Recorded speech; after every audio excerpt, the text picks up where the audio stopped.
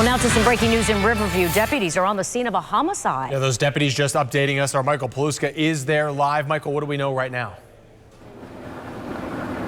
Jamison, Wendy, just getting the breaking details in the past minute or so. The major telling us that this possibly was an accidental shooting, an extremely bizarre shooting from what he just described to us. Major Frank Losat says a guy was getting out of a construction truck here at this home that's getting a new roof. He got out and he was transitioning his gun, I guess, from his waistband to his pocket. The gun went off, and there up on the roof that you see where there's a little bit of the roof shingles that aren't finished, a guy was standing there. He was hit with a single bullet that was fired from the ground from the guy getting out of the truck. Apparently, the major telling us he slipped on some construction debris, lost his balance, and then pulled the trigger at some point and fired that shot. Two men were on the roof doing the roof repairs or new roof that's being done. Apparently, the shooter's son was up there as well, about 6 to 8 feet away from the man that was shot. The shooter, who's not been named, rushed to the hospital because apparently he is longtime friends with this construction worker employee that he accidentally shot here in Riverview. All of this happening around 1:45 this afternoon. The